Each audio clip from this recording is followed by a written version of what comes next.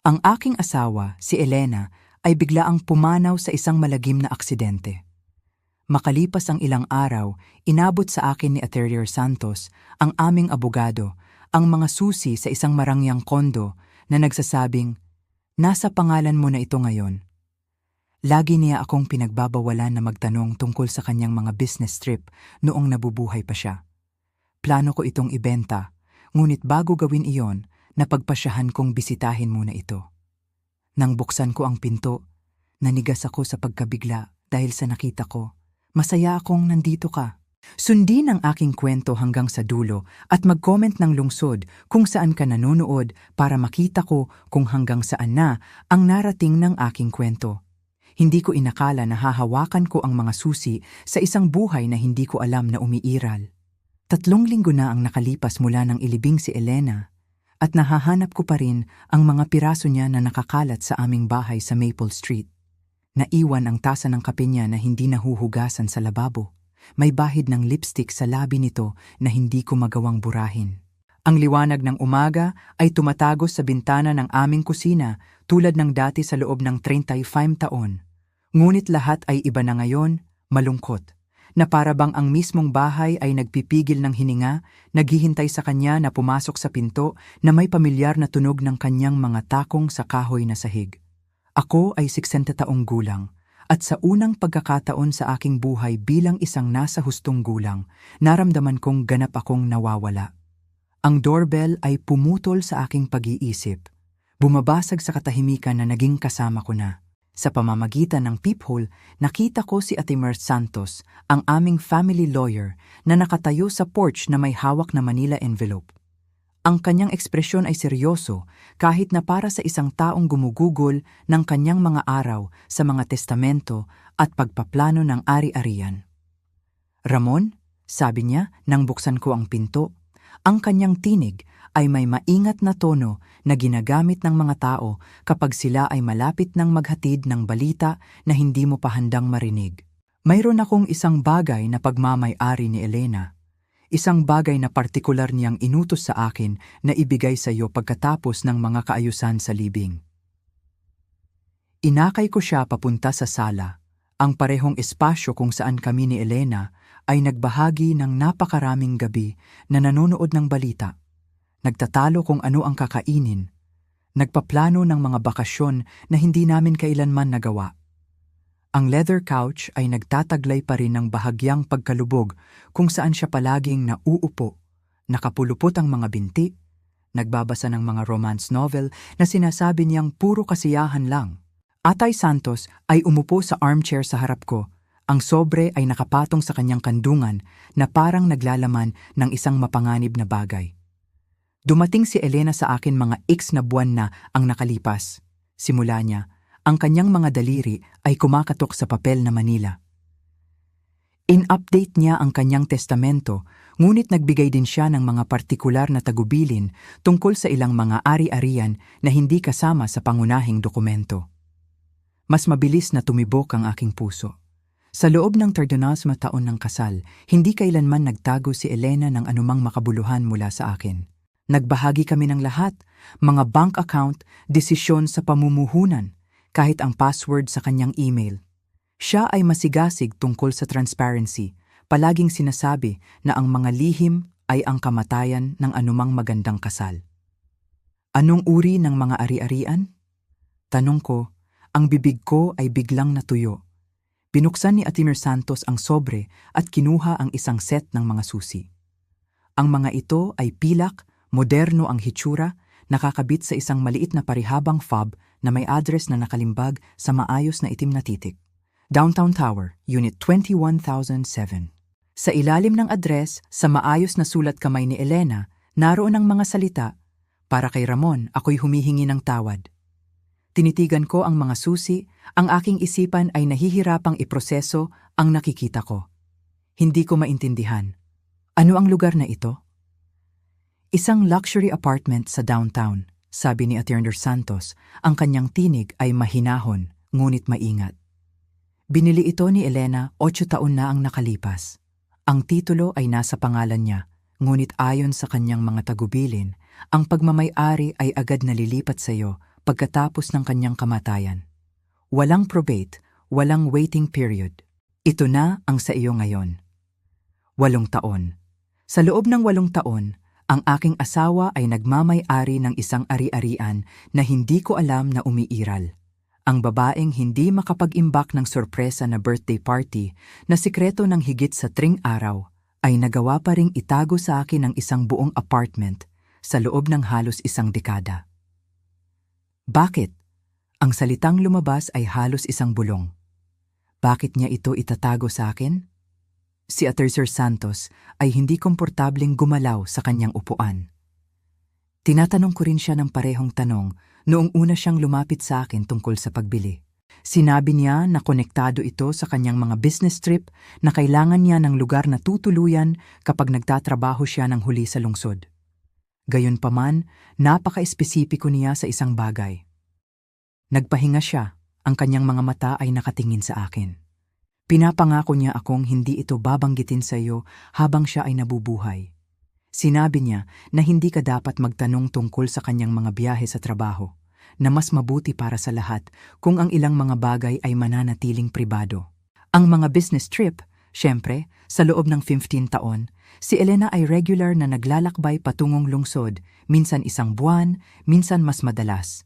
Lagi niyang sinasabi na ito ay para sa kanyang consulting work, tumutulong sa maliliit na negosyo sa kanilang mga accounting system. Kapag sinusubukan kong magtanong ng mga detalye tungkol sa kanyang mga kliyente o kung ano mismo ang ginagawa niya sa mga biyaheng ito, siya ay nagiging depensibo, sinasabi na ako ay kontrolado at na kailangan niya ng kalayaan sa aming kasal. Natuto akong tumigil sa pagtatanong. Ang apartment ay kumpleto sa kagamitan. Patuloy ni Attorney Santos, kinuha ang isang folder mula sa kanyang briefcase.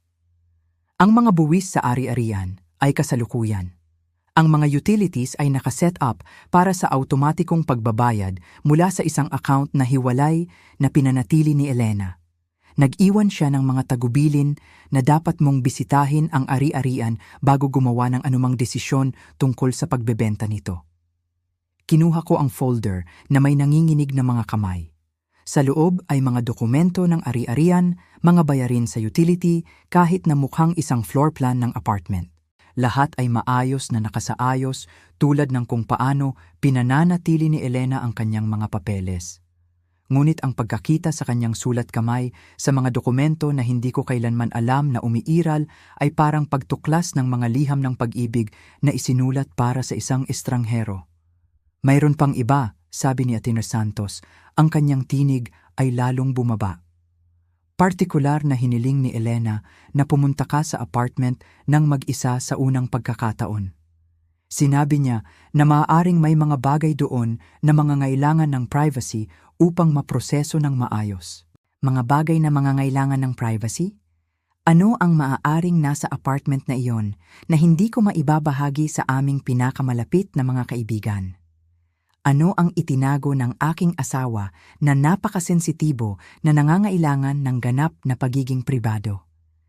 Pagkatapos umalis ni Attorney Santos, umupo ako sa aking kusina hawak ang mga pilak na susi, ipinasapasahan ko ito sa aking palad. Ang metal ay mainit na ngayon mula sa aking paghawak, ngunit ito ay parang dayuhan tulad ng mga artifact mula sa buhay ng ibang tao. Sa pamamagitan ng bintana, nakikita ko si Mrs. Chen sa tabi na nagdidilig ng kanyang hardin, nabubuhay ng kanyang normal na Huwebes ng hapon. Habang ang buong mundo ko ay umiikot, naisip ko ang huling pag-uusap ko kay Elena, 2 araw lang bago ang aksidente.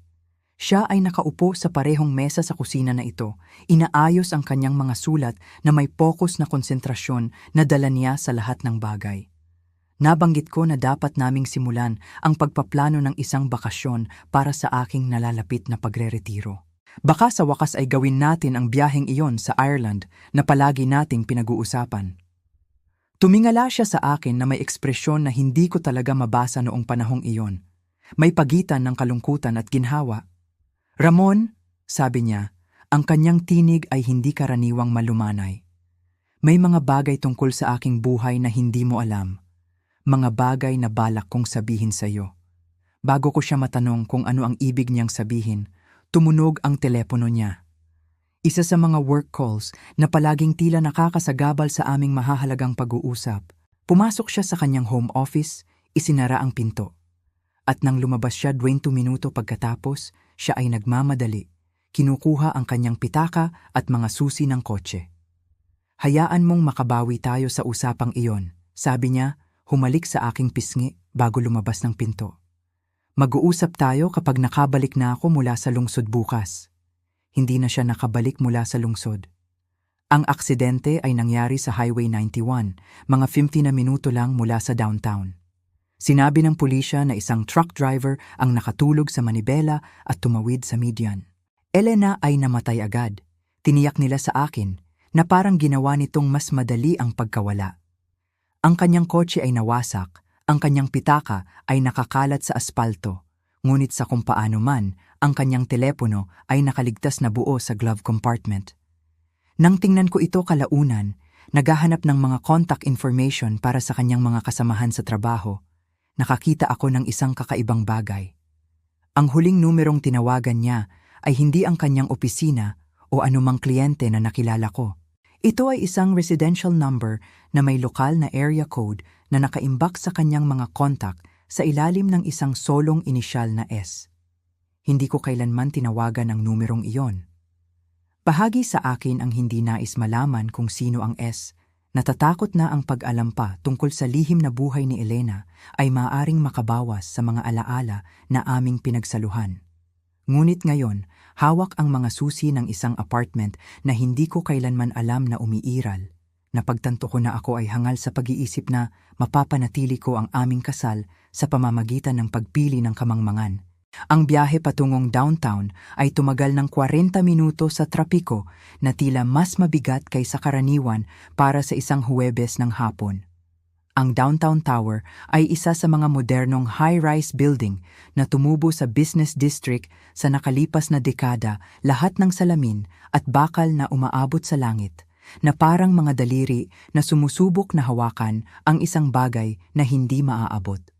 Ang lobby ay malinis na may mga marmol na sahig na nagpapakita ng liwanag mula sa mga chandelier na kristal at isang doorman na magalang na tumango habang lumalapit ako.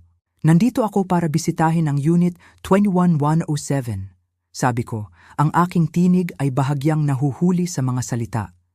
Sinuri niya ang screen ng kanyang computer, pagkatapos ay tumingin sa itaas na may propesyonal na ngiti. Siyempre, G. Ramon, sinabi ni Mrs. Elena na darating ka. Ang mga elevator ay nasa kanan lang ng iyo. Mrs. Elena? Hindi Mrs. Ramon Santos. Kahit si Mrs. Santos, basta Mrs. Elena, na parang siya ay isang tao na ganap na hiwalay sa aming pinagsasaluhang buhay. Isang tao na may sariling pagkakakilanlan na walang kinalaman sa pagiging asawa ko. Ang biyahe sa elevator, patungong ika-21 palapag, ay parang tumagal ng walang hanggan. Ang aking refleksyon ay nakatingin sa akin mula sa mga pintuan ng bakal na pinakintab, at halos hindi ko na nakilala ang lalaking tumitingin pabalik. Kailan ako naging ganito kakulay, abo? Kailan naging malalim ang mga linyang iyon sa paligid ng aking mga mata?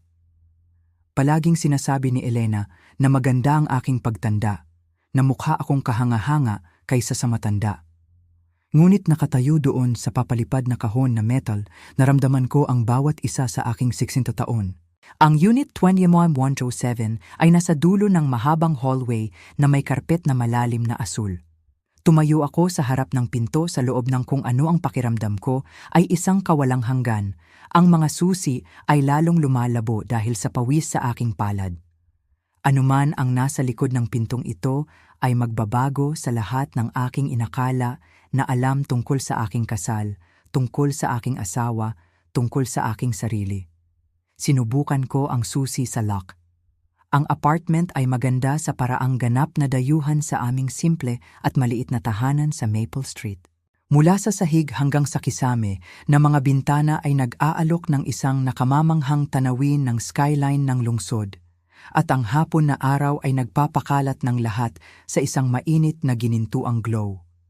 Ang muebles ay moderno ngunit komportable na may malambot na kulay abo na mga sofa at kontemporaryong likhang sining na hindi kailanman nagpakita ng interes si Elena noong bumibili kami ng sariling tahanan.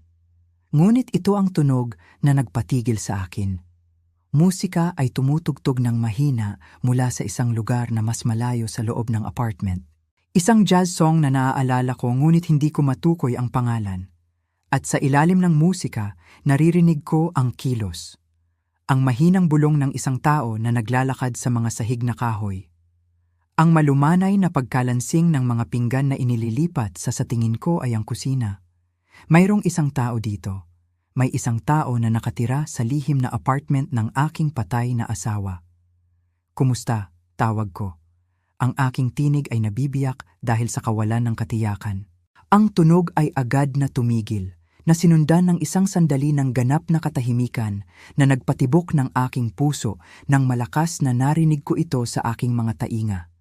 Pagkatapos ay lumapit ang mga yapak, mabilis at magaan, at isang batang babae ang lumitaw sa pintuan na papunta sa kung ano ang mukhang kusina.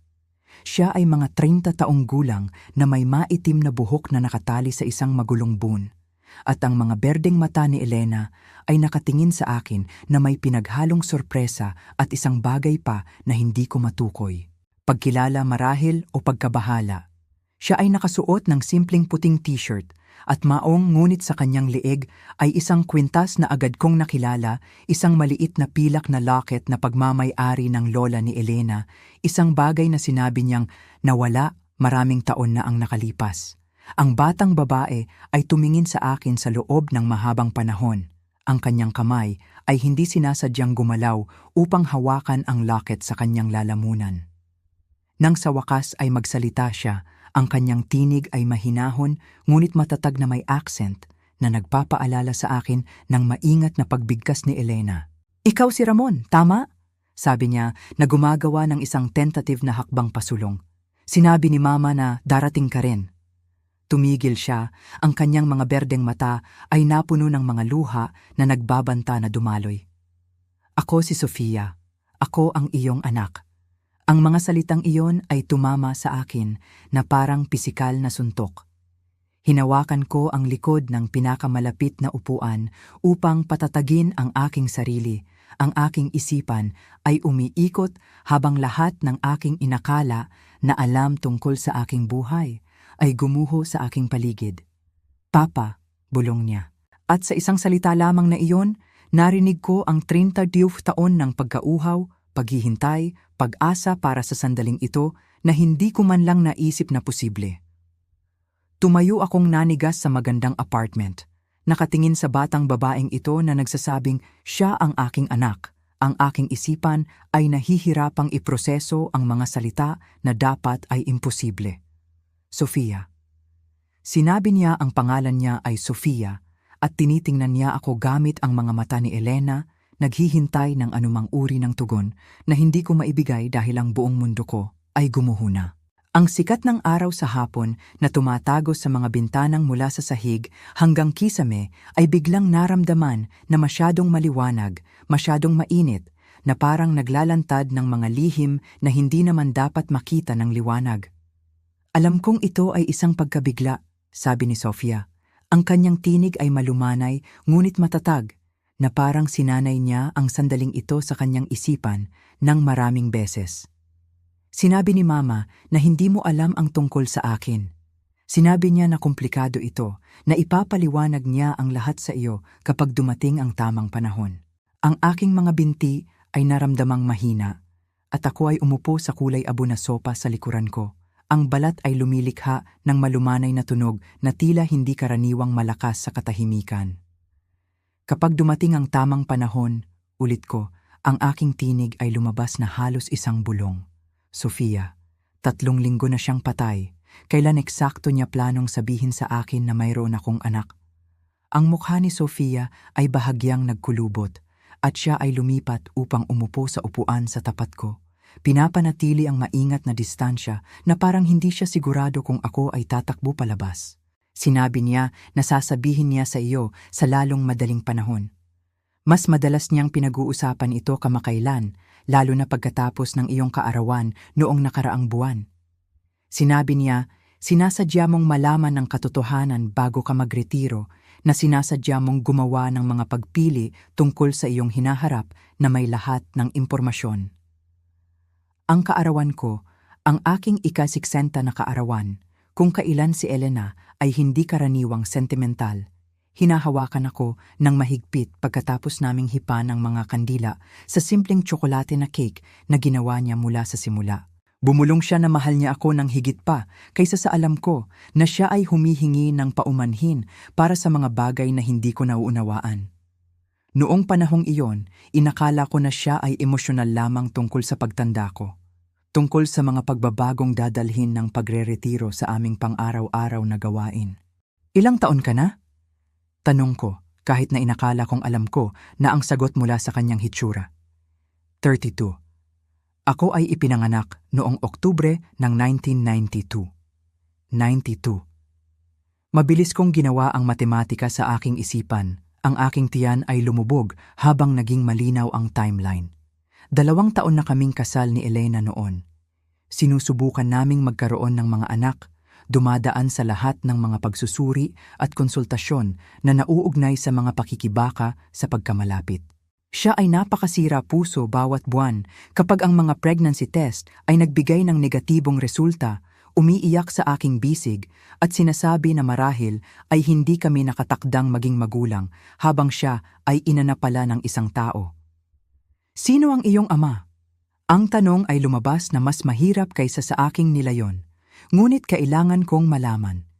Kailangan kong maunawaan kung paano ang aking asawa ay maaaring magbuntis sa anak ng ibang lalaki habang nakikibahagi ng kama sa akin bawat gabi.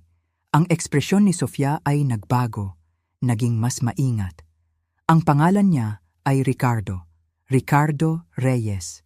Nakilala siya ni Mama bago siya pakasalan, ngunit inakala niya na hindi pa siya handang magpakasal.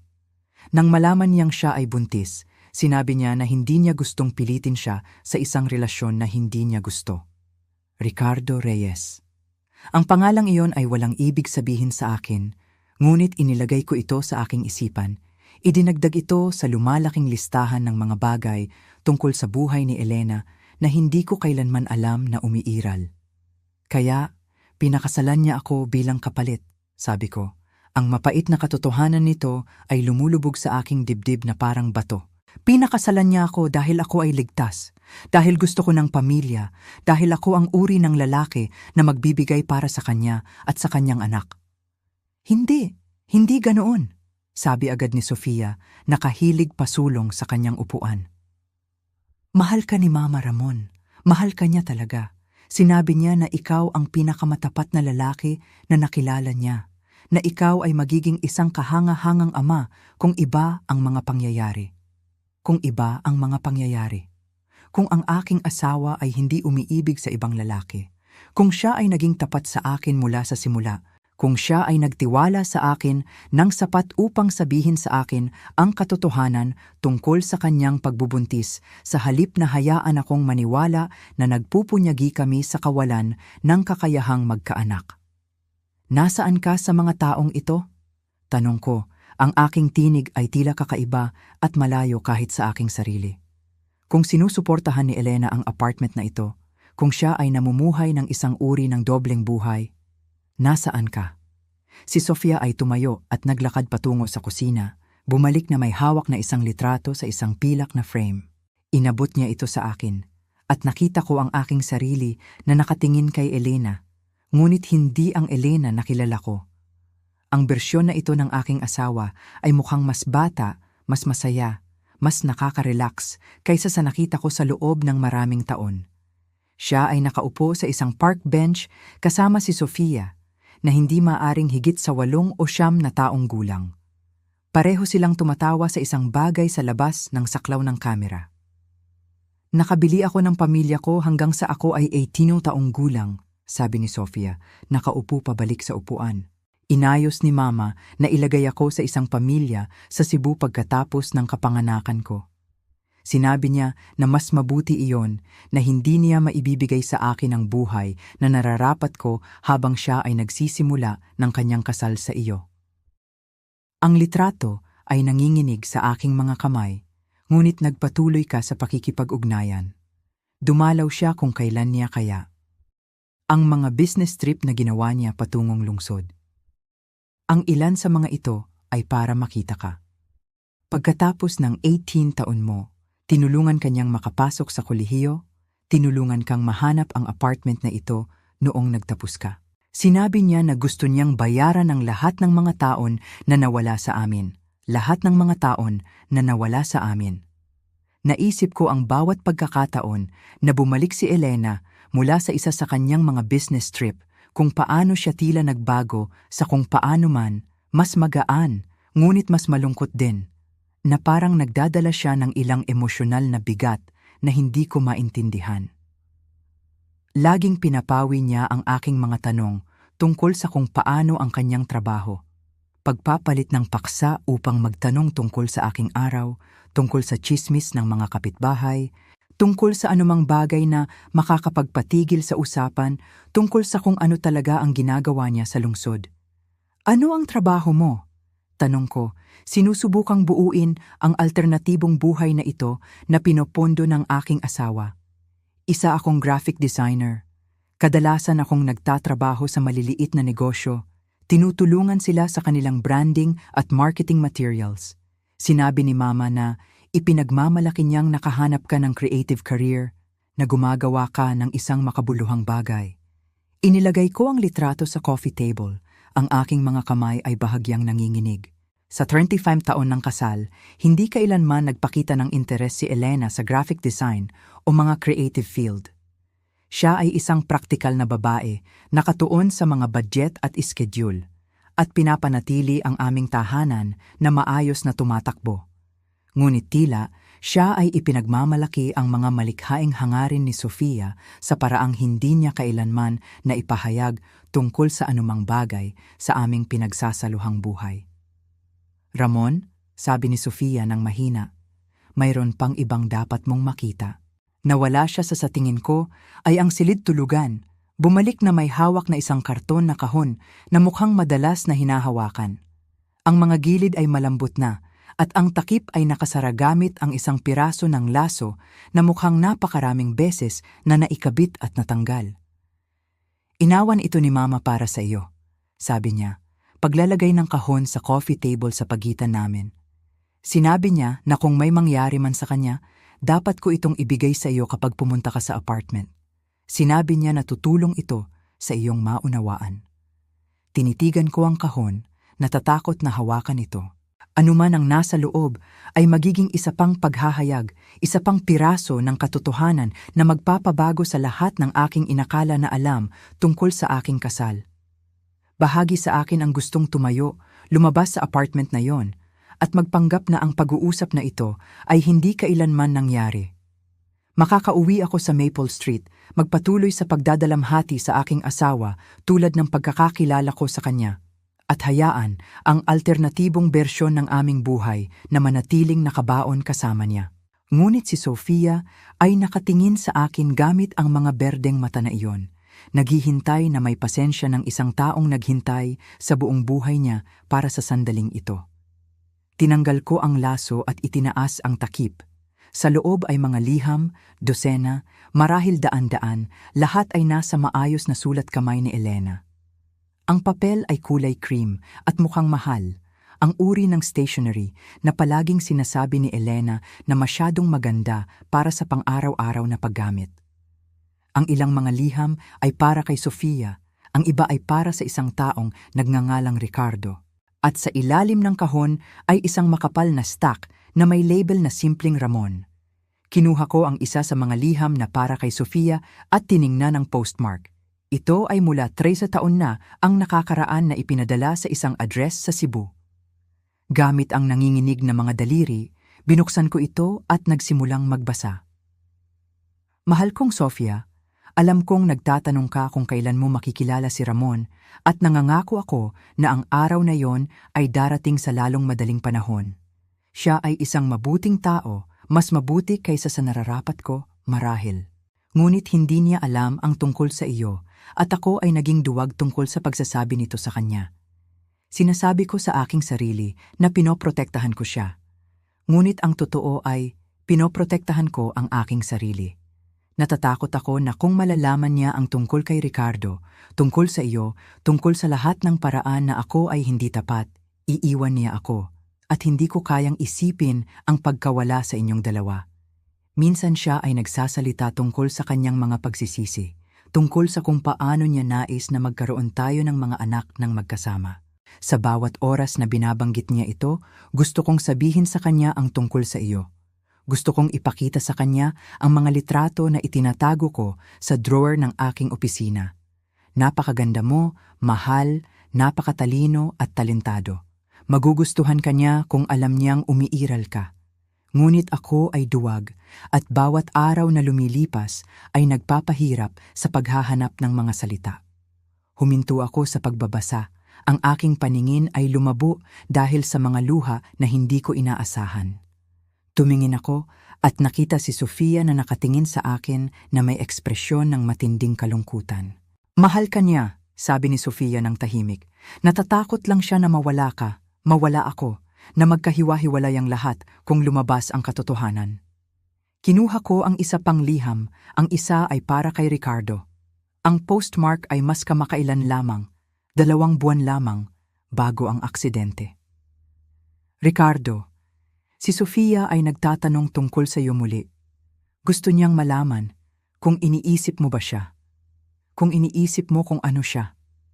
Hindi ko alam kung paano sasagutin ang kanyang mga tanong nang hindi kinikilala na hindi ko rin sinabi sa iyo ang tungkol sa kanya. Malamang hindi mo man lang alam na mayroon kang anak. Naisip kong sabihin ang lahat kay Ramon. Magre-retiro na siya at hindi ko kayang mabuhay ng ganitong dobleng buhay habang buhay. Siguro na ang oras na para tumigil sa pagiging duwag tungkol sa mga pagpipilian na ginawa ko 32 taon na ang nakakaraan. Siguro na ang oras na para hayaan ang lahat ng mahal ko malaman ang katotohanan tungkol sa kung sino talaga ako. Ang mga kamay ko ay nanginginig ng husto kaya halos hindi ko mahawakan ang liham. Inilapag ko ito at inabot ang isa sa mga sobre na nakasulat sa akin. Ang postmark ay kamakailan lamang 2 buwan bago ang aksidente. Ramon, binasa ko ng malakas, ang aking tinig ay nahihirapan sa bawat salita. Kung binabasa mo ito, nangangahulugan ito na sa wakas ay natagpuan ko ang lakas ng loob na sabihin sa iyo ang katotohanan. O may nangyari sa akin bago ko nagawa. Alinman sa paraan, kailangan kong malaman mo na ang bawat araw na ginugol ko sa iyo ay isang regalo na hindi ko kailanman naramdaman. Minahal mo ako ng lubusan, tapat at ginantimpalaan ko ang pag-ibig na iyon ng mga lihim at kasinungalingan. Mayroon akong anak na babae. Ang pangalan niya ay Sofia at siya ay 32 taong gulang at siya ang pinakakahangahangang tao na nakilala ko bukod sa iyo. Dapat ko sanang sinabi sa iyo ang tungkol sa kanya mula sa simula. Dapat kong pinaniwalaan na ang iyong puso ay sapat na malaki upang mahalin ang isang bata na hindi mo biolohikal na anak. Ngunit ako ay bata at natatakot at naniniwala na kailangan kong pumili sa pagitan ng pamilya na aking nilikha kasama si Ricardo at ang pamilya na gusto kong buuin kasama ka. Mali ang pinili ko, Ramon. Pinili kong magsinungaling sa halip na magtiwala, magtago sa halip na umasa. At ngayon ako ay 60 taong gulang at hindi ko alam kung paano babaliktarin ang 35 taon ng panlilinlang nang hindi sinisira ang lahat ng pinakamamahal ko sa mundong ito. Inilapag ko ang liham, hindi ko na kayang ipagpatuloy ang pagbabasa. Ang apartment sa paligid namin ay tila masyadong tahimik, masyadong maliwanag, masyadong puno ng mga katotohanan na hindi ko pa handang marinig. Marami pa, sabi ni Sofia ng mahina. Mga liham para sa ating lahat, mga liham na isinulat niya ngunit hindi niya ipinadala. Mga liham kung saan sinubukan niyang alamin kung paano ayusin ang lahat ng kanyang sinira.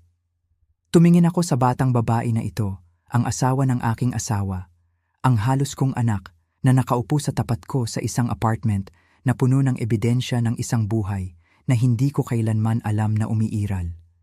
Ang pinakamasama, ay hindi ang pagtataksil o ang mga kasinungalingan.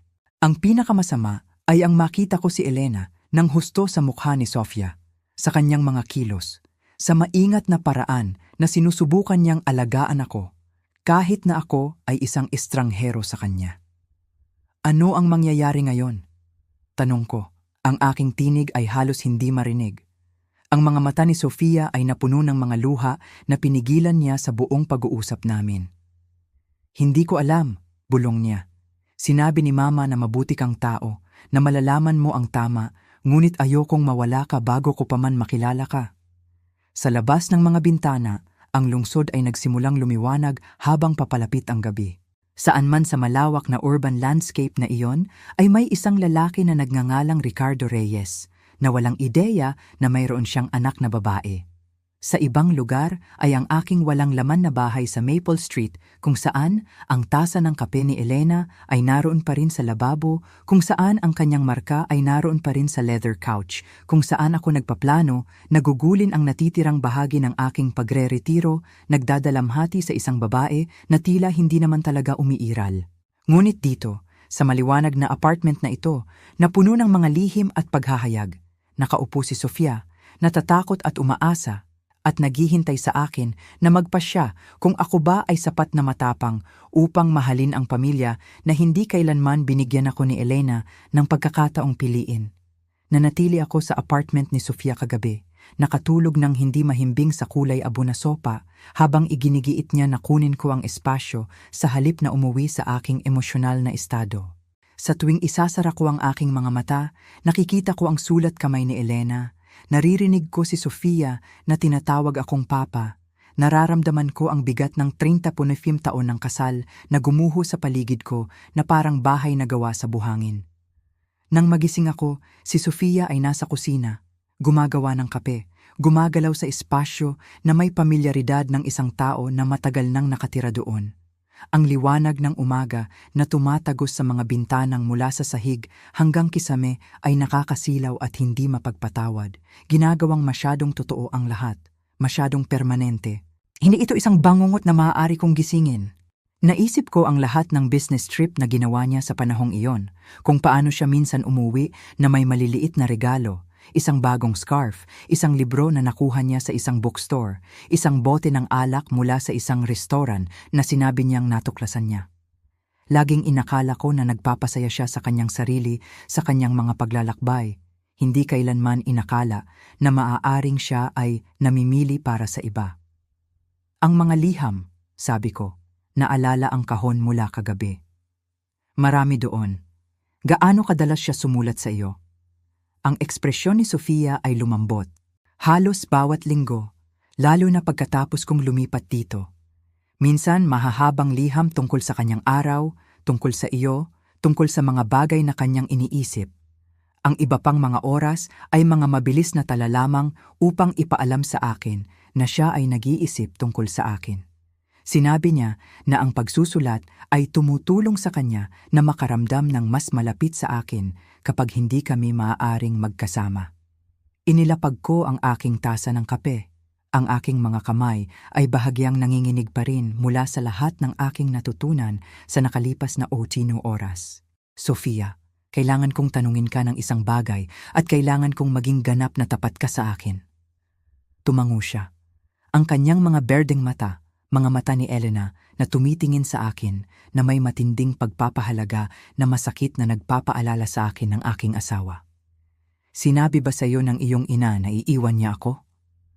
Ang tanong ay nakalutang sa pagitan namin na parang live wire. Ang mukha ni Sofia ay naging maputla at tumingin siya sa kanyang kape. Hinahalo ito ng walang pag-aalala kahit na wala siyang idinagdag dito. Sofia, iginiit ko, ang aking tinig ay mas malumanay, ngunit mapilit. Pakiusap, kailangan kong malaman.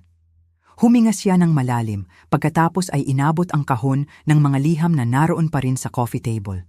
Ang kanyang mga daliri ay naglakbay sa mga sobre hanggang sa natagpuan niya ang hinahanap niya. Isang liham na nakasulat para sa kanya na may postmark mula lamang 3 buwan na ang nakalipas. Hindi niya ito sinabi ng direkta, sabi ni Sofia. Ang kanyang tinig ay halos isang bulong. Ngunit pinag-usapan niya ang paggawa ng mga pagbabago, malalaking pagbabago. Sinabi niya na pagod na siya sa pamumuhay ng isang kasinungalingan, na gusto niyang maging tapat tungkol sa kung sino talaga siya. Inabot niya sa akin ang liham, at sa lumalaking takot, binuksan ko ito at nagsimulang magbasa. Mahal kong Sofia, marami akong iniisip tungkol sa hinaharap kamakailan, tungkol sa kung ano ang gusto kong maging ang aking buhay kapag nagretiro si Ramon. Siya ay napakabuting tao at siya ay karapat-dapat ng higit pa kaysa sa kalahating katotohanan na pamumuhay na ibinigay ko sa kanya. Siya ay karapat-dapat ng isang asawa na maaaring magmahal sa kanya ng lubusan ng walang pag-aalinlangan, walang mga lihim. Napagtanto ko na hindi ko magiging babaeng iyon para sa kanya. Mahal ko siya, ngunit hindi sa paraan ng pagmamahal niya sa akin. Hindi sa paraan na siya ay karapat-dapat mahalin. Tumawag si Ricardo noong nakaraang linggo. Ito ang unang pagkakataon na kami ay nag-usap sa loob ng halos 2 taon. At ang pagdinig sa kanyang tinig ay nagdala ng maraming damdamin na akala ko ay nabura ko na. Siya ngayon ay hiwalay na. Sa wakas ay malaya mula sa kasal na hindi kailanman nagpasaya sa kanya. Tinanong niya kung iniisip ko ba ang aming buhay kung sana ay mas matapang ako na piliin siya 32 taon na ang nakakaraan. Sinabi ko sa kanya ang tungkol sa iyo, Sofia.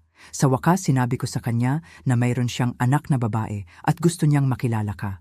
Gusto niyang maging bahagi ng iyong buhay at maging bahagi ng aking buhay kung ako ay sapat na matapang na pumili ng iba sa pagkakataong ito. Si Ramon ay magiging 75 sa loob ng 3 taon. Iyan ay tila sapat na oras upang ihanda siya sa katotohanan. Upang matulungan siyang maunawaan na ito ay hindi tungkol sa hindi pagmamahal sa kanya. Ito ay tungkol sa pagmamahal sa kanya ng sapat upang palayain siya na makahanap ng isang tao na maaaring magbigay sa kanya ng lahat ng kanyang nararapat. Ang liham ay nahulog mula sa aking walang pakiramdam na mga daliri. Nahulog sa sahig na kahoy na may mahinang bulong. Tumingin ako kay Sofia, ang aking paningin ay lumabo dahil sa mga luha na hindi ko na mapigilan. Si Elena ay nagbabalak na aminin ang lahat. Piliin ako, subukang buuin muli ang aming kasal gamit ang katotohanan sa halip na kasinungalingan. Siya ay nagbabalak na tanggalin si Ricardo sa kanyang buhay ng lubusan, ngunit namatay siya bago niya ito magawa.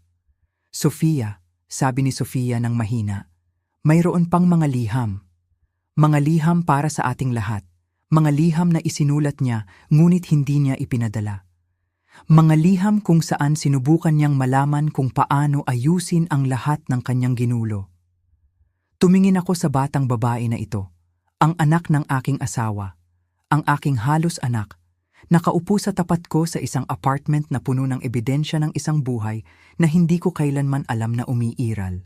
Ang pinakamasama ay hindi ang pagtataksil o ang mga kasinungalingan. Ang pinakamasama ay ang makita ko si Elena nang husto sa mukha ni Sofia, sa kanyang mga kilos, sa maingat na paraan na sinusubukan niyang alagaan ako, kahit na ako ay isang estranghero sa kanya. Ano ang mangyayari ngayon? Tanong ko. Ang aking tinig ay halos hindi marinig. Ang mga mata ni Sofia ay napuno ng mga luha na pinigilan niya sa buong pag-uusap namin. Hindi ko alam. Bulong niya. Sinabi ni Mama na mabuti kang tao, na malalaman mo ang tama, ngunit ayokong mawala ka bago ko pa man makilala ka. Sa labas ng mga bintana, ang lungsod ay nagsimulang lumiwanag habang papalapit ang gabi.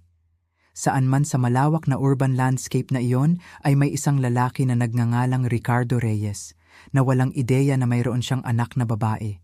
Sa ibang lugar ay ang aking walang laman na bahay sa Maple Street, kung saan ang tasa ng kape ni Elena ay naroon pa rin sa lababo, kung saan ang kanyang marka ay naroon pa rin sa leather couch, kung saan ako nagpaplano na gugulin ang natitirang bahagi ng aking pagreretiro, nagdadalamhati sa isang babae na tila hindi naman talaga umiiral. Ngunit dito, sa maliwanag na apartment na ito na puno ng mga lihim at paghahayag, nakaupo si Sofia, natatakot at umaasa, At naghihintay sa akin na magpasya kung ako ba ay sapat na matapang upang mahalin ang pamilya na hindi kailanman binigyan ako ni Elena ng pagkakataong piliin. Nanatili ako sa apartment ni Sofia kagabi, nakatulog ng hindi mahimbing sa kulay abo na sopa habang iginigiit niya na kunin ko ang espasyo sa halip na umuwi sa aking emosyonal na estado.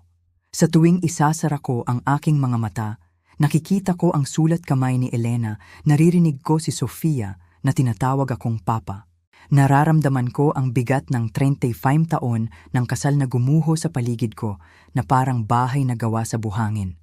Nang magising ako, si Sofia ay nasa kusina, gumagawa ng kape, gumagalaw sa espasyo na may pamilyaridad ng isang tao na matagal nang nakatira doon.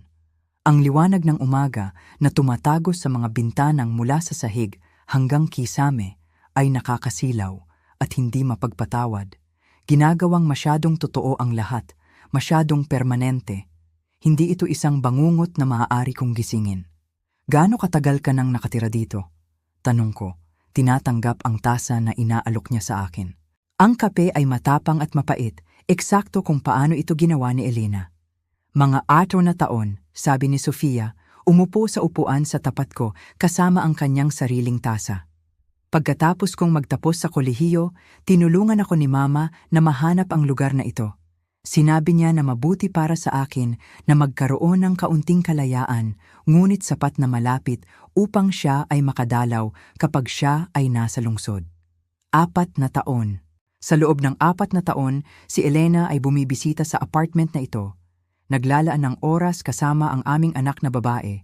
Bumubuo ng isang relasyon na hindi ko kailanman pinayagang maging bahagi.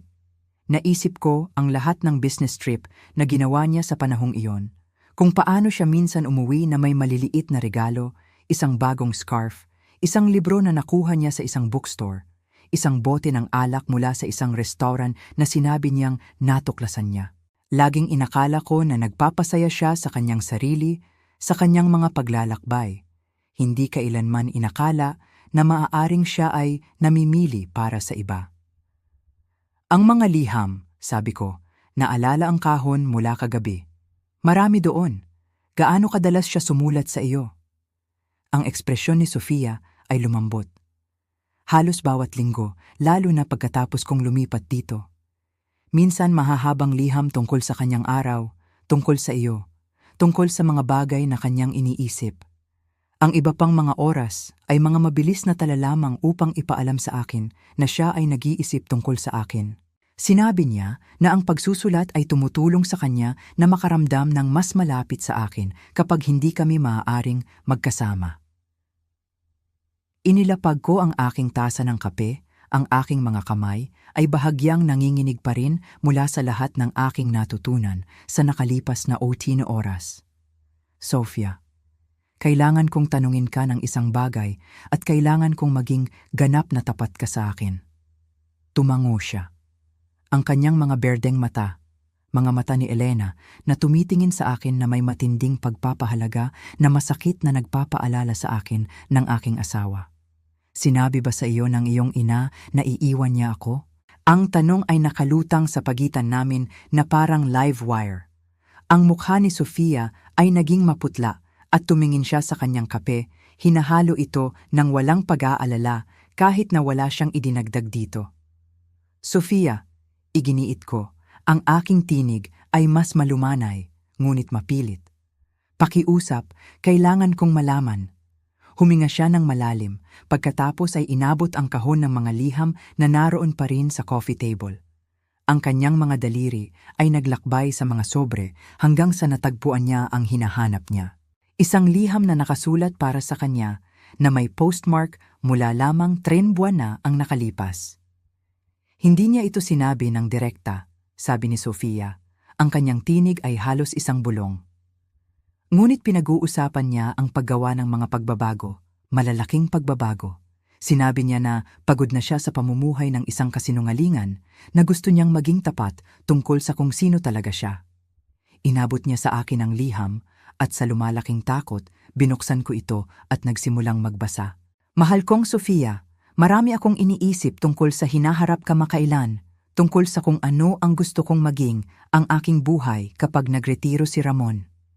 Siya ay napakabuting tao at siya ay karapat-dapat ng higit pa kaysa sa kalahating katotohanan na pamumuhay na ibinigay ko sa kanya. Siya ay karapat-dapat ng isang asawa na maaaring magmahal sa kanya ng lubusan, ng walang pag-aalinlangan, walang mga lihim. Napagtanto ko na hindi ko magiging babaeng iyon para sa kanya. Mahal ko siya, ngunit hindi sa paraan ng pagmamahal niya sa akin. Hindi sa paraan na siya ay karapat-dapat mahalin. Tumawag si Ricardo noong nakaraang linggo. Ito ang unang pagkakataon na kami ay nag-usap sa loob ng halos 2 taon. At ang pagdinig sa kanyang tinig ay nagdala ng maraming damdamin na akala ko ay nabura ko na. Siya ngayon ay hiwalay na. Sa wakas ay malaya mula sa kasal na hindi kailanman nagpasaya sa kanya. Tinanong niya kung iniisip ko ba ang aming buhay kung sana ay mas matapang ako na piliin siya, 32 taon na ang nakakaraan. Sinabi ko sa kanya ang tungkol sa iyo, Sofia. Sa wakas, sinabi ko sa kanya na mayroon siyang anak na babae at gusto niyang makilala ka. Gusto niyang maging bahagi ng iyong buhay at maging bahagi ng aking buhay kung ako ay sapat na matapang na pumili ng iba sa pagkakataong ito. Si Ramon ay magiging anontosaim sa loob ng 30 taon. Iyan ay tila sapat na oras upang ihanda siya sa katotohanan.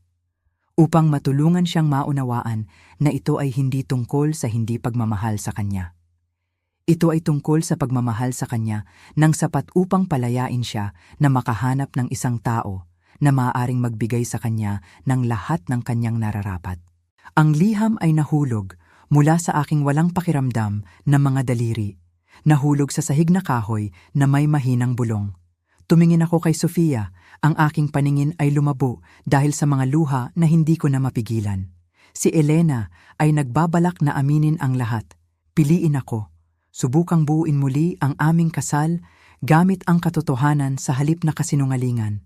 Siya ay nagbabalak na tanggalin si Ricardo sa kanyang buhay ng lubusan, ngunit namatay siya bago niya ito magawa.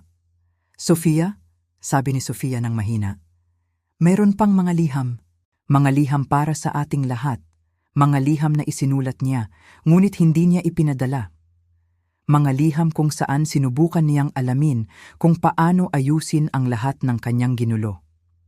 Tumingin ako sa batang babae na ito, ang anak ng aking asawa, ang aking halos anak, nakaupo sa tapat ko sa isang apartment na puno ng ebidensya ng isang buhay na hindi ko kailanman alam na umiiral. Ang pinakamasama ay hindi ang pagtataksil o ang mga kasinungalingan. Ang pinakamasama ay ang makita ko si Elena nang husto sa mukha ni Sofia, sa kanyang mga kilos, sa maingat na paraan na sinusubukan niyang alagaan ako, kahit na ako ay isang estranghero sa kanya. Ano ang mangyayari ngayon? Tanong ko. Ang aking tinig ay halos hindi marinig. Ang mga mata ni Sofia ay napuno ng mga luha na pinigilan niya sa buong pag-uusap namin. Hindi ko alam, bulong niya. Sinabi ni Mama na mabuti kang tao, na malalaman mo ang tama, ngunit ayokong mawala ka bago ko pa man makilala ka. Sa labas ng mga bintana, ang lungsod ay nagsimulang lumiwanag habang papalapit ang gabi.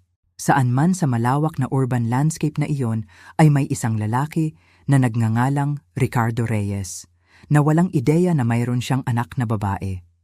Sa ibang lugar ay ang aking walang laman na bahay sa Maple Street, kung saan ang tasa ng kape ni Elena ay naroon pa rin sa lababo, kung saan ang kanyang marka ay naroon pa rin sa leather couch, kung saan ako nagpaplano, nagugulin ang natitirang bahagi ng aking pagre-retiro, nagdadalamhati sa isang babae na tila hindi naman talaga umiiral. Nararamdaman ko ang bigat ng 35 taon ng kasal na gumuho sa paligid ko na parang bahay na gawa sa buhangin. Nang magising ako, si Sofia ay nasa kusina, gumagawa ng kape, gumagalaw sa espasyo na may pamilyaridad ng isang tao na matagal nang nakatira doon. Ang liwanag ng umaga na tumatagos sa mga bintanang mula sa sahig hanggang kisame ay nakakasilaw at hindi mapagpatawad. Ginagawang masyadong totoo ang lahat, masyadong permanente. Hindi ito isang bangungot na maaari kong gisingin. Gaano katagal ka nang nakatira dito? Tanong ko, tinatanggap ang tasa na inaalok niya sa akin.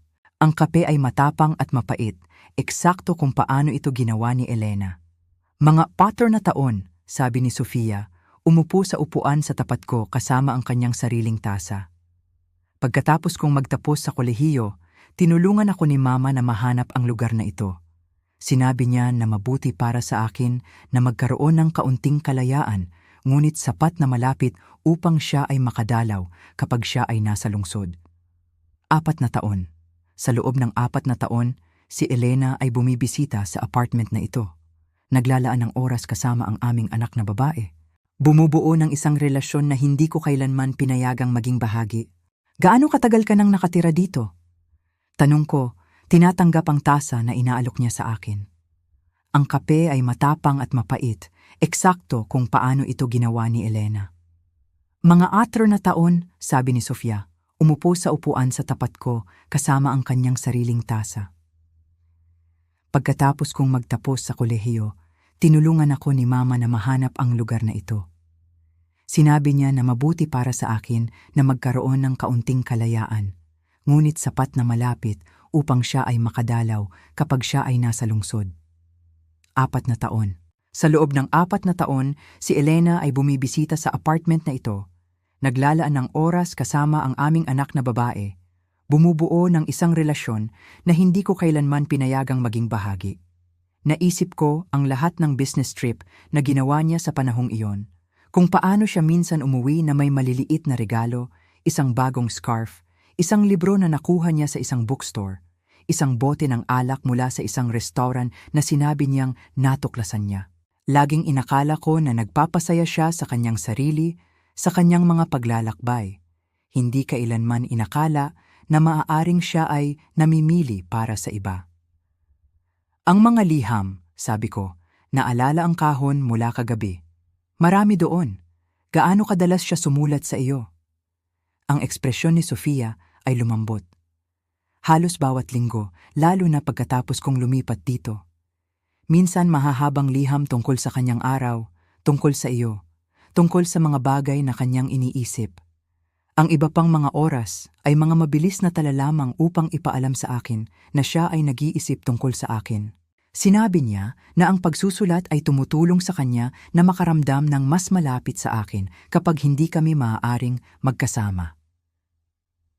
Inilapag ko ang aking tasa ng kape, ang aking mga kamay ay bahagyang nanginginig pa rin mula sa lahat ng aking natutunan sa nakalipas na 8 na oras. Sofia, kailangan kong tanungin ka ng isang bagay at kailangan kong maging ganap na tapat ka sa akin. Tumango siya.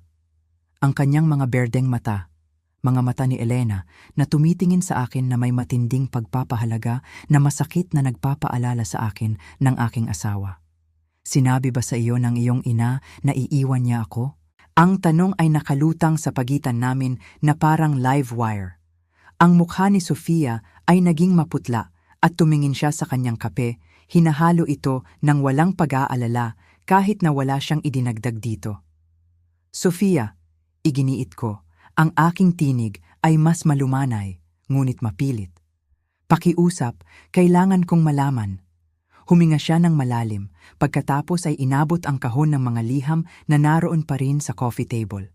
Ang kanyang mga daliri ay naglakbay sa mga sobre hanggang sa natagpuan niya ang hinahanap niya. Isang liham na nakasulat para sa kanya na may postmark mula lamang 3 buwan na ang nakalipas. Hindi niya ito sinabi ng direkta, sabi ni Sofia. Ang kanyang tinig ay halos isang bulong. Ngunit pinag-uusapan niya ang paggawa ng mga pagbabago, malalaking pagbabago. Sinabi niya na pagod na siya sa pamumuhay ng isang kasinungalingan na gusto niyang maging tapat tungkol sa kung sino talaga siya. Inabot niya sa akin ang liham at sa lumalaking takot, binuksan ko ito at nagsimulang magbasa. Mahal kong Sofia, marami akong iniisip tungkol sa hinaharap kamakailan, tungkol sa kung ano ang gusto kong maging ang aking buhay kapag nagretiro si Ramon.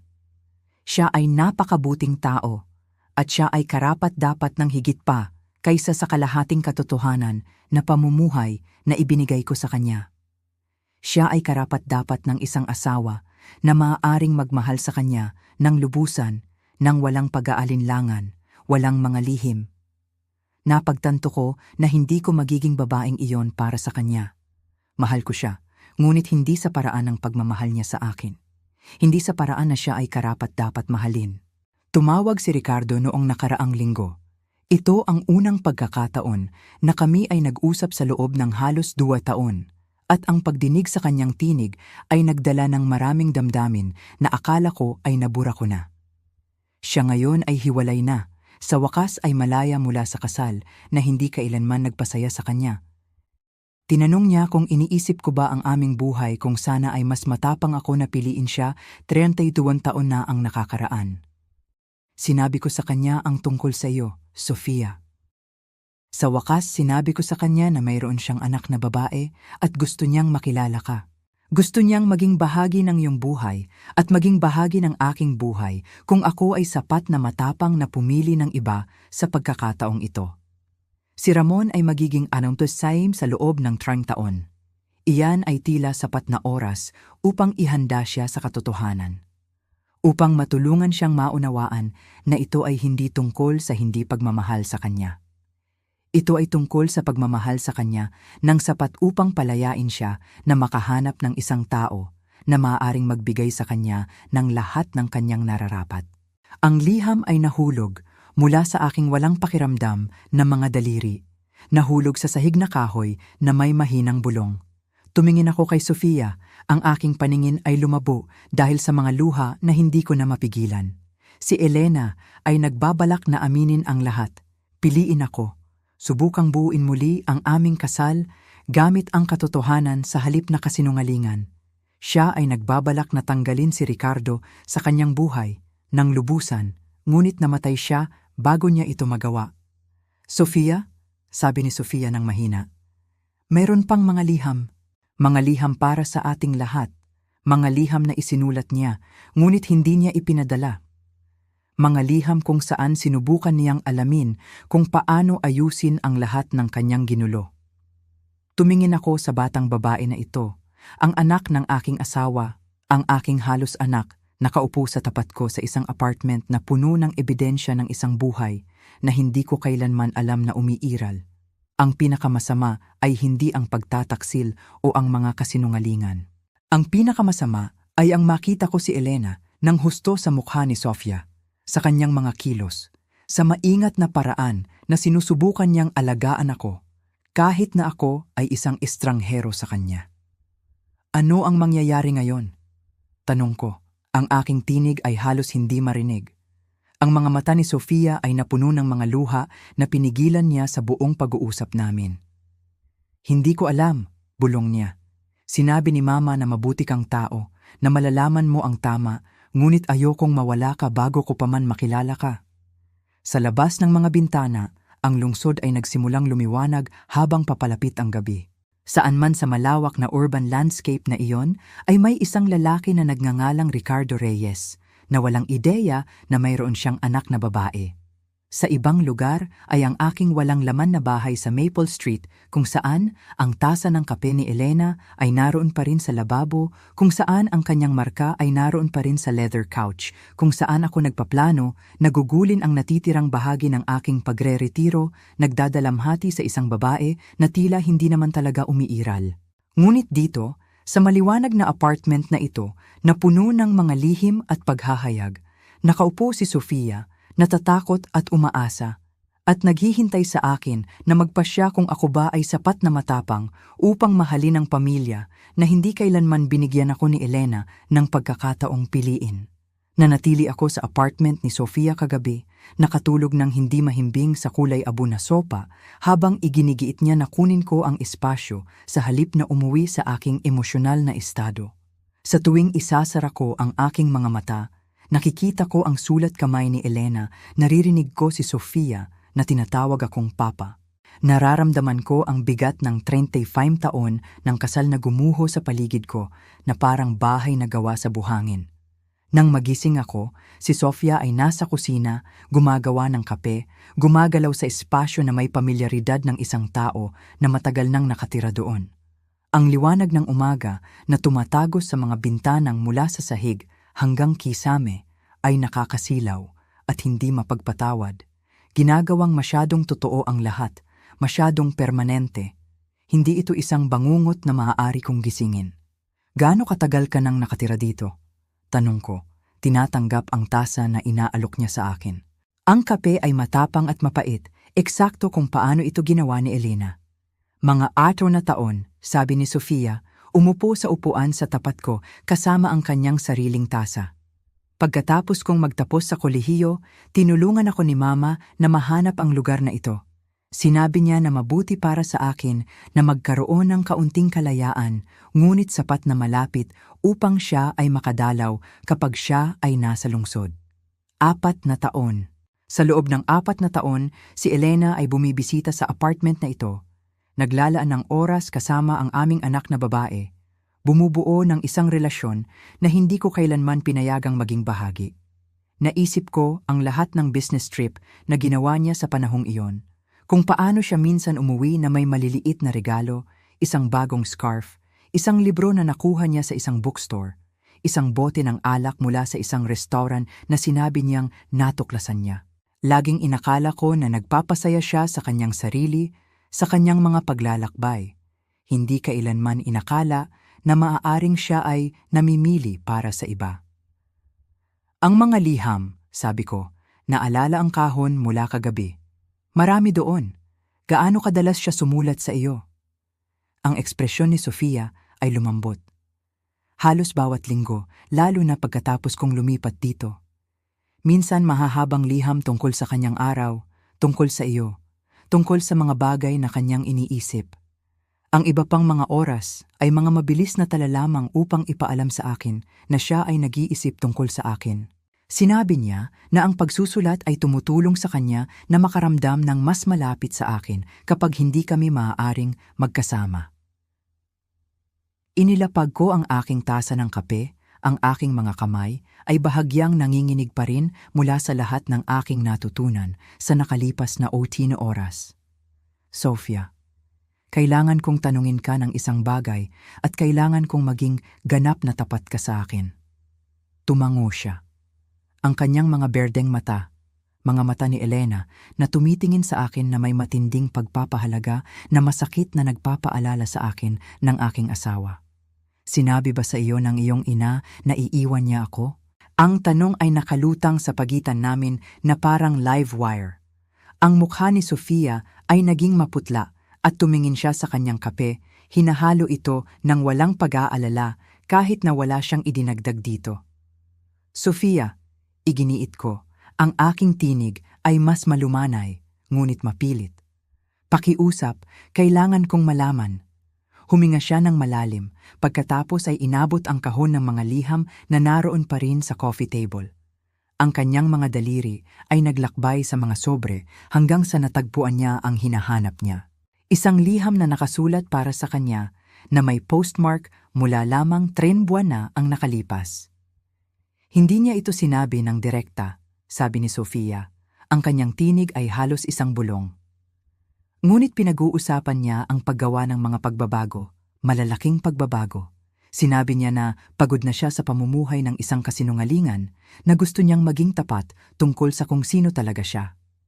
Inabot niya sa akin ang liham at sa lumalaking takot, binuksan ko ito at nagsimulang magbasa.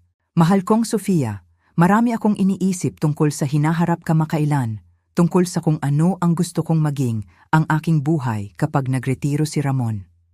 Siya ay napakabuting tao at siya ay karapat-dapat ng higit pa kaysa sa kalahating katotohanan na pamumuhay na ibinigay ko sa kanya. Siya ay karapat-dapat ng isang asawa na maaaring magmahal sa kanya ng lubusan, ng walang pag-aalinlangan, walang mga lihim. Napagtanto ko na hindi ko magiging babaeng iyon para sa kanya. Mahal ko siya, ngunit hindi sa paraan ng pagmamahal niya sa akin. Hindi sa paraan na siya ay karapat-dapat mahalin. Tumawag si Ricardo noong nakaraang linggo. Ito ang unang pagkakataon na kami ay nag-usap sa loob ng halos 2 taon. At ang pagdinig sa kanyang tinig ay nagdala ng maraming damdamin na akala ko ay nabura ko na. Siya ngayon ay hiwalay na, sa wakas ay malaya mula sa kasal na hindi kailanman nagpasaya sa kanya. Tinanong niya kung iniisip ko ba ang aming buhay kung sana ay mas matapang ako na piliin siya, 32 taon na ang nakakaraan. Sinabi ko sa kanya ang tungkol sa iyo, Sofia. Sa wakas, sinabi ko sa kanya na mayroon siyang anak na babae at gusto niyang makilala ka. Gusto niyang maging bahagi ng iyong buhay at maging bahagi ng aking buhay kung ako ay sapat na matapang na pumili ng iba sa pagkakataong ito.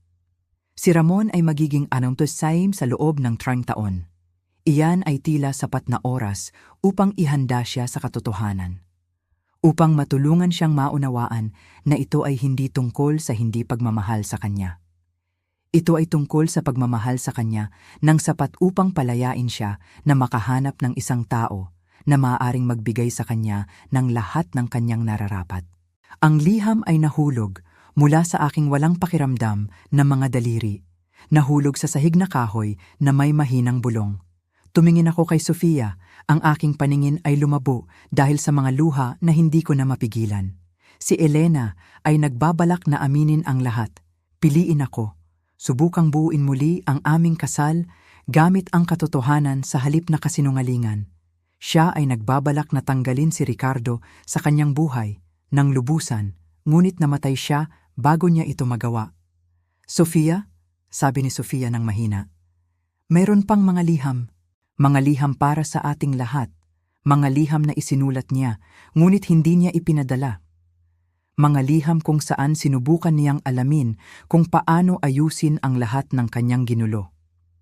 Tumingin ako sa batang babae na ito, ang anak ng aking asawa, ang aking halos anak, nakaupo sa tapat ko sa isang apartment na puno ng ebidensya ng isang buhay na hindi ko kailanman alam na umiiral. Ang pinakamasama ay hindi ang pagtataksil o ang mga kasinungalingan. Ang pinakamasama ay ang makita ko si Elena nang husto sa mukha ni Sofia, sa kanyang mga kilos, sa maingat na paraan na sinusubukan niyang alagaan ako, kahit na ako ay isang estranghero sa kanya. Ano ang mangyayari ngayon? Tanong ko. Ang aking tinig ay halos hindi marinig. Ang mga mata ni Sofia ay napuno ng mga luha na pinigilan niya sa buong pag-uusap namin. Hindi ko alam, bulong niya. Sinabi ni Mama na mabuti kang tao, na malalaman mo ang tama, ngunit ayokong mawala ka bago ko pa man makilala ka. Sa labas ng mga bintana, ang lungsod ay nagsimulang lumiwanag habang papalapit ang gabi. Saan man sa malawak na urban landscape na iyon ay may isang lalaki na nagngangalang Ricardo Reyes, na walang ideya na mayroon siyang anak na babae. Sa ibang lugar ay ang aking walang laman na bahay sa Maple Street, kung saan ang tasa ng kape ni Elena ay naroon pa rin sa lababo, kung saan ang kanyang marka ay naroon pa rin sa leather couch, kung saan ako nagpaplano, nagugulin ang natitirang bahagi ng aking pagre-retiro, nagdadalamhati sa isang babae na tila hindi naman talaga umiiral. Ngunit dito, sa maliwanag na apartment na ito na puno ng mga lihim at paghahayag, nakaupo si Sofia, natatakot at umaasa, at naghihintay sa akin na magpasya kung ako ba ay sapat na matapang upang mahalin ang pamilya na hindi kailanman binigyan ako ni Elena ng pagkakataong piliin. Nanatili ako sa apartment ni Sofia kagabi, nakatulog ng hindi mahimbing sa kulay abo na sopa habang iginigiit niya na kunin ko ang espasyo sa halip na umuwi sa aking emosyonal na estado. Sa tuwing isasara ko ang aking mga mata, nakikita ko ang sulat kamay ni Elena, naririnig ko si Sofia na tinatawag akong Papa. Nararamdaman ko ang bigat ng 35 taon ng kasal na gumuho sa paligid ko na parang bahay na gawa sa buhangin. Nang magising ako, si Sofia ay nasa kusina, gumagawa ng kape, gumagalaw sa espasyo na may pamilyaridad ng isang tao na matagal nang nakatira doon. Ang liwanag ng umaga na tumatagos sa mga bintanang mula sa sahig hanggang kisame ay nakakasilaw at hindi mapagpatawad. Ginagawang masyadong totoo ang lahat, masyadong permanente. Hindi ito isang bangungot na maaari kong gisingin. Gaano katagal ka nang nakatira dito? Tanong ko, tinatanggap ang tasa na inaalok niya sa akin. Ang kape ay matapang at mapait, eksakto kung paano ito ginawa ni Elena. Mga 4 na taon, sabi ni Sofia, umupo sa upuan sa tapat ko kasama ang kanyang sariling tasa. Pagkatapos kong magtapos sa kolehiyo, tinulungan ako ni Mama na mahanap ang lugar na ito. Sinabi niya na mabuti para sa akin na magkaroon ng kaunting kalayaan, ngunit sapat na malapit upang siya ay makadalaw kapag siya ay nasa lungsod. 4 na taon. Sa loob ng 4 na taon, si Elena ay bumibisita sa apartment na ito. Naglalaan ng oras kasama ang aming anak na babae. Bumubuo ng isang relasyon na hindi ko kailanman pinayagang maging bahagi.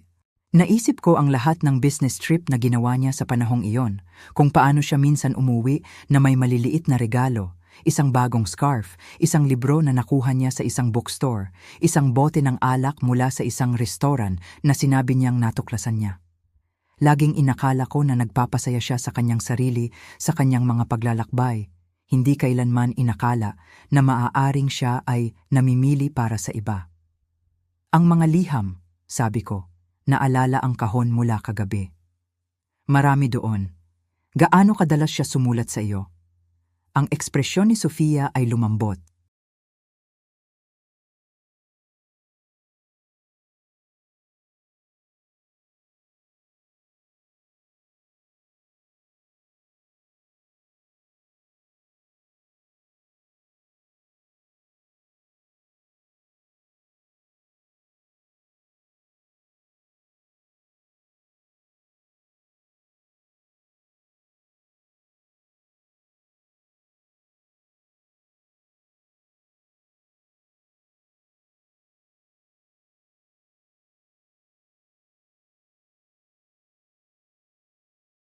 Sofia, kailangan kong tanungin ka ng isang bagay at kailangan kong maging ganap na tapat ka sa akin. Tumango siya. Ang kanyang mga berdeng mata, mga mata ni Elena na tumitingin sa akin na may matinding pagpapahalaga na masakit na nagpapaalala sa akin ng aking asawa. Sinabi ba sa iyo ng iyong ina na iiwan niya ako? Ang tanong ay nakalutang sa pagitan namin na parang live wire. Ang mukha ni Sofia ay naging maputla at tumingin siya sa kanyang kape. Hinahalo ito ng walang pag-aalala, kahit na wala siyang idinagdag dito.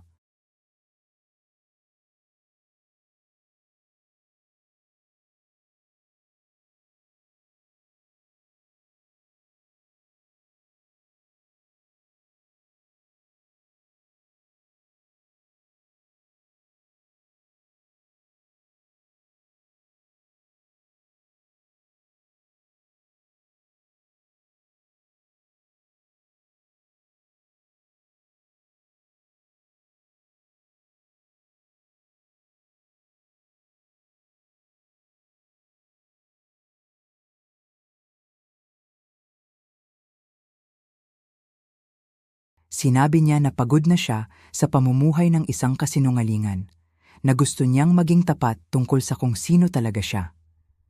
Inabot niya sa akin ang liham, at sa lumalaking takot, binuksan ko ito at nagsimulang magbasa.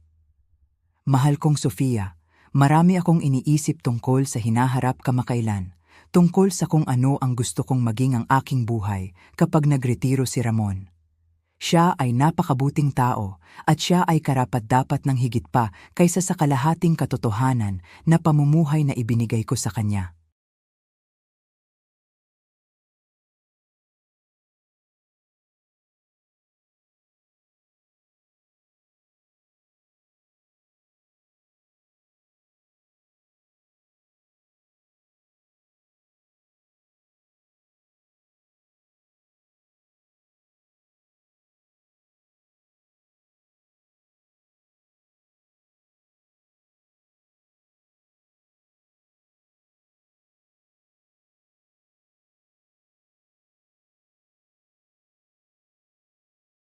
Siya ngayon ay hiwalay na. Sa wakas ay malaya mula sa kasal na hindi kailanman nagpasaya sa kanya. Tinanong niya kung iniisip ko ba ang aming buhay kung sana ay mas matapang ako na piliin siya 32 taon na ang nakakaraan. Sinabi ko sa kanya ang tungkol sa iyo, Sofia. Sa wakas sinabi ko sa kanya na mayroon siyang anak na babae at gusto niyang makilala ka.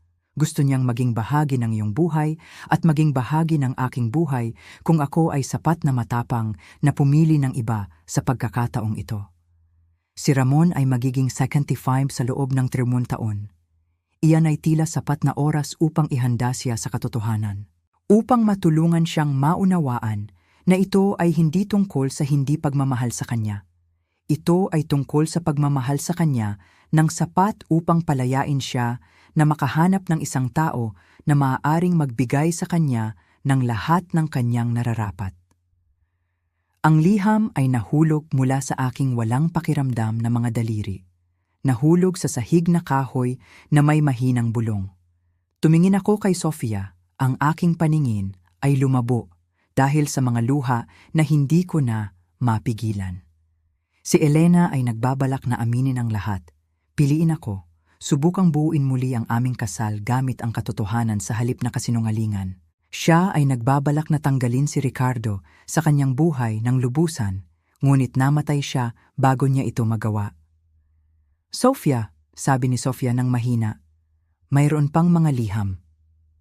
Mga liham para sa ating lahat, mga liham na isinulat niya ngunit hindi niya ipinadala. Mga liham kung saan sinubukan niyang alamin kung paano ayusin ang lahat ng kanyang ginulo. Tumingin ako sa batang babae na ito, ang anak ng aking asawa, ang aking halos anak.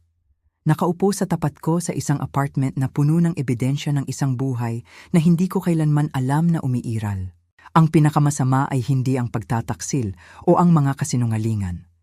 Ang pinakamasama ay ang makita ko si Elena nang husto sa mukha ni Sofia, sa kanyang mga kilos, sa maingat na paraan na sinusubukan niyang alagaan ako, kahit na ako ay isang estranghero sa kanya. Ano ang mangyayari ngayon? Tanong ko. Ang aking tinig ay halos hindi marinig. Ang mga mata ni Sofia ay napuno ng mga luha na pinigilan niya sa buong pag-uusap namin. Hindi ko alam. Bulong niya. Sinabi ni Mama na mabuti kang tao, na malalaman mo ang tama, ngunit ayokong mawala ka bago ko pa man makilala ka. Sa labas ng mga bintana, ang lungsod ay nagsimulang lumiwanag habang papalapit ang gabi. Saan man sa malawak na urban landscape na iyon ay may isang lalaki na nagngangalang Ricardo Reyes, na walang ideya na mayroon siyang anak na babae. Sa ibang lugar ay ang aking walang laman na bahay sa Maple Street, kung saan ang tasa ng kape ni Elena ay naroon pa rin sa lababo, kung saan ang kanyang marka ay naroon pa rin sa leather couch, kung saan ako nagpaplano, nagugulin ang natitirang bahagi ng aking pagreretiro, nagdadalamhati sa isang babae na tila hindi naman talaga umiiral.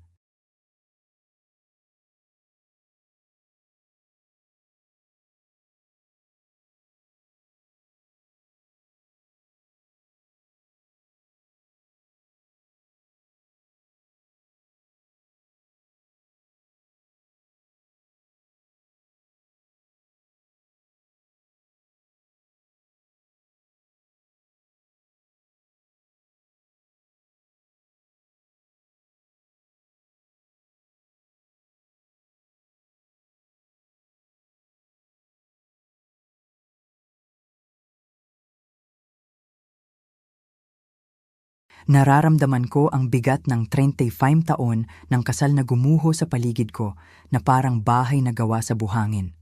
Nang magising ako, si Sofia ay nasa kusina, gumagawa ng kape, gumagalaw sa espasyo na may pamilyaridad ng isang tao na matagal nang nakatira doon. Ang liwanag ng umaga na tumatagos sa mga bintanang mula sa sahig hanggang kisame ay nakakasilaw at hindi mapagpatawad.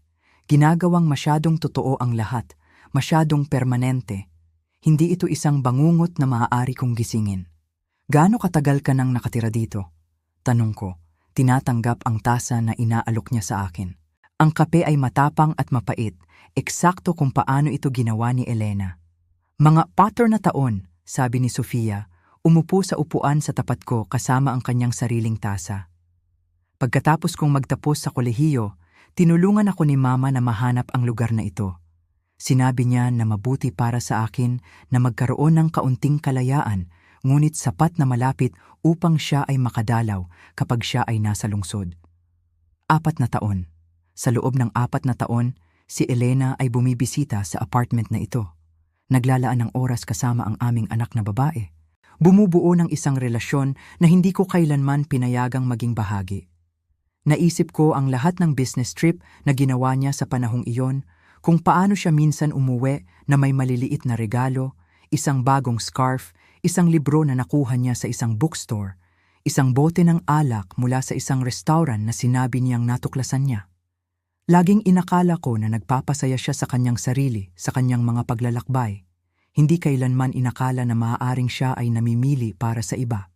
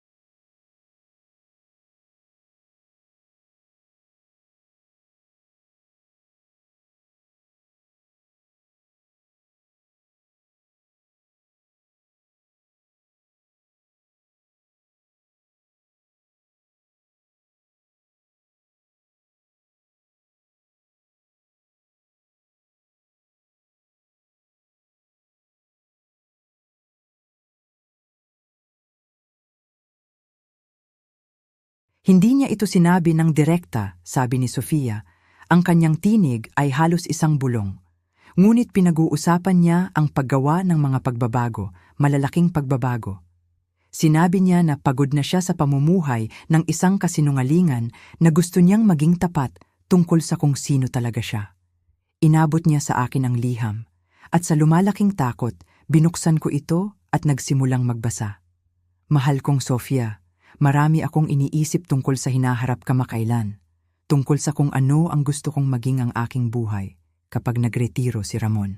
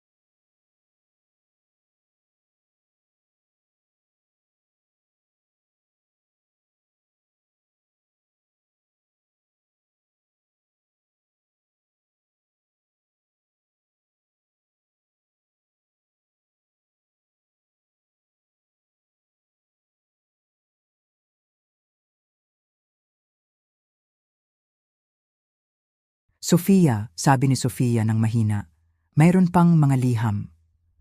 Mga liham para sa ating lahat, mga liham na isinulat niya ngunit hindi niya ipinadala. Mga liham kung saan sinubukan niyang alamin kung paano ayusin ang lahat ng kanyang ginulo.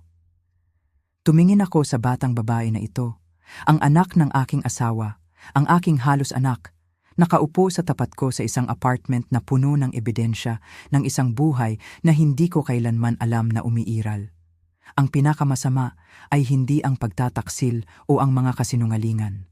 Ang pinakamasama ay ang makita ko si Elena nang husto sa mukha ni Sofia, sa kanyang mga kilos, sa maingat na paraan na sinusubukan niyang alagaan ako. kahit na ako ay isang estranghero sa kanya. Ano ang mangyayari ngayon? Tanong ko. Ang aking tinig ay halos hindi marinig. Ang mga mata ni Sofia ay napuno ng mga luha na pinigilan niya sa buong pag-uusap namin. Hindi ko alam, bulong niya. Sinabi ni Mama na mabuti kang tao, na malalaman mo ang tama, ngunit ayokong mawala ka bago ko pa man makilala ka. Sa labas ng mga bintana, ang lungsod ay nagsimulang lumiwanag habang papalapit ang gabi. Saan man sa malawak na urban landscape na iyon ay may isang lalaki na nagngangalang Ricardo Reyes, na walang ideya na mayroon siyang anak na babae. Sa ibang lugar ay ang aking walang laman na bahay sa Maple Street, kung saan ang tasa ng kape ni Elena ay naroon pa rin sa lababo, kung saan ang kanyang marka ay naroon pa rin sa leather couch, kung saan ako nagpaplano, nagugulin ang natitirang bahagi ng aking pagre-retiro, nagdadalamhati sa isang babae na tila hindi naman talaga umiiral. Ngunit dito, sa maliwanag na apartment na ito, na puno ng mga lihim at paghahayag, nakaupo si Sofia, natatakot at umaasa, at naghihintay sa akin na magpasya kung ako ba ay sapat na matapang upang mahalin ang pamilya na hindi kailanman binigyan ako ni Elena ng pagkakataong piliin. Nanatili ako sa apartment ni Sofia kagabi, nakatulog ng hindi mahimbing sa kulay abo na sopa habang iginigiit niya na kunin ko ang espasyo sa halip na umuwi sa aking emosyonal na estado. Sa tuwing isasara ko ang aking mga mata, nakikita ko ang sulat kamay ni Elena, naririnig ko si Sofia na tinatawag akong Papa. Nararamdaman ko ang bigat ng 35 taon ng kasal na gumuho sa paligid ko na parang bahay na gawa sa buhangin. Nang magising ako, si Sofia ay nasa kusina, gumagawa ng kape, gumagalaw sa espasyo na may pamilyaridad ng isang tao na matagal nang nakatira doon. Ang liwanag ng umaga na tumatagos sa mga bintanang mula sa sahig hanggang kisame ay nakakasilaw at hindi mapagpatawad. Ginagawang masyadong totoo ang lahat, masyadong permanente. Hindi ito isang bangungot na maaari kong gisingin. Gaano katagal ka nang nakatira dito? Tanong ko, tinatanggap ang tasa na inaalok niya sa akin. Ang kape ay matapang at mapait, eksakto kung paano ito ginawa ni Elena. Mga 4 na taon, sabi ni Sofia, umupo sa upuan sa tapat ko kasama ang kanyang sariling tasa. Pagkatapos kong magtapos sa kolehiyo, tinulungan ako ni Mama na mahanap ang lugar na ito. Sinabi niya na mabuti para sa akin na magkaroon ng kaunting kalayaan, ngunit sapat na malapit upang siya ay makadalaw kapag siya ay nasa lungsod. 4 na taon. Sa loob ng 4 na taon, si Elena ay bumibisita sa apartment na ito. Naglalaan ng oras kasama ang aming anak na babae. Bumubuo ng isang relasyon na hindi ko kailanman pinayagang maging bahagi. Naisip ko ang lahat ng business trip na ginawa niya sa panahong iyon. Kung paano siya minsan umuwi na may maliliit na regalo, isang bagong scarf, isang libro na nakuha niya sa isang bookstore, isang bote ng alak mula sa isang restaurant na sinabi niyang natuklasan niya. Laging inakala ko na nagpapasaya siya sa kanyang sarili, sa kanyang mga paglalakbay. Hindi kailanman inakala na maaaring siya ay namimili para sa iba. Ang mga liham, sabi ko, naalala ang kahon mula kagabi. Marami doon. Gaano kadalas siya sumulat sa iyo? Ang ekspresyon ni Sofia ay lumambot. Halos bawat linggo, lalo na pagkatapos kong lumipat dito. Minsan mahahabang liham tungkol sa kanyang araw, tungkol sa iyo, tungkol sa mga bagay na kanyang iniisip. Ang iba pang mga oras ay mga mabilis na tala lamang upang ipaalam sa akin na siya ay nag-iisip tungkol sa akin. Sinabi niya na ang pagsusulat ay tumutulong sa kanya na makaramdam ng mas malapit sa akin kapag hindi kami maaaring magkasama.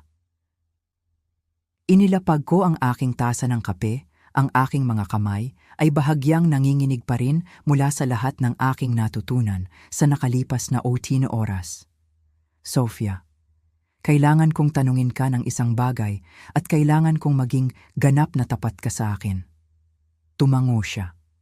Ang kanyang mga berdeng mata, mga mata ni Elena na tumitingin sa akin na may matinding pagpapahalaga na masakit na nagpapaalala sa akin ng aking asawa. Sinabi ba sa iyo ng iyong ina na iiwan niya ako? Ang tanong ay nakalutang sa pagitan namin na parang live wire. Ang mukha ni Sofia ay naging maputla at tumingin siya sa kanyang kape, hinahalo ito ng walang pag-aalala kahit na wala siyang idinagdag dito. Sofia, iginiit ko, ang aking tinig ay mas malumanay, ngunit mapilit. Pakiusap, kailangan kong malaman. Huminga siya ng malalim, pagkatapos ay inabot ang kahon ng mga liham na naroon pa rin sa coffee table. Ang kanyang mga daliri ay naglakbay sa mga sobre hanggang sa natagpuan niya ang hinahanap niya. Isang liham na nakasulat para sa kanya na may postmark mula lamang 3 buwan na ang nakalipas. Hindi niya ito sinabi ng direkta, sabi ni Sofia. Ang kanyang tinig ay halos isang bulong. Ngunit pinag-uusapan niya ang paggawa ng mga pagbabago, malalaking pagbabago. Sinabi niya na pagod na siya sa pamumuhay ng isang kasinungalingan na gusto niyang maging tapat tungkol sa kung sino talaga siya. Inabot niya sa akin ang liham at sa lumalaking takot, binuksan ko ito at nagsimulang magbasa. Mahal kong Sofia, marami akong iniisip tungkol sa hinaharap kamakailan, tungkol sa kung ano ang gusto kong maging ang aking buhay kapag nagretiro si Ramon. Siya ay napakabuting tao at siya ay karapat-dapat ng higit pa kaysa sa kalahating katotohanan na pamumuhay na ibinigay ko sa kanya. Siya ay karapat-dapat ng isang asawa na maaaring magmahal sa kanya ng lubusan, ng walang pag-aalinlangan, walang mga lihim. Napagtanto ko na hindi ko magiging babaeng iyon para sa kanya. Mahal ko siya, ngunit hindi sa paraan ng pagmamahal niya sa akin. Hindi sa paraan na siya ay karapat-dapat mahalin. Tumawag si Ricardo noong nakaraang linggo. Ito ang unang pagkakataon na kami ay nag-usap sa loob ng halos 2 taon. At ang pagdinig sa kanyang tinig ay nagdala ng maraming damdamin na akala ko ay nabura ko na. Siya ngayon ay hiwalay na. Sa wakas ay malaya mula sa kasal na hindi kailanman nagpasaya sa kanya.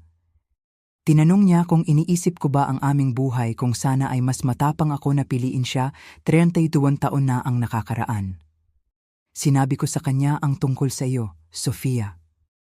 Sa wakas, sinabi ko sa kanya na mayroon siyang anak na babae at gusto niyang makilala ka.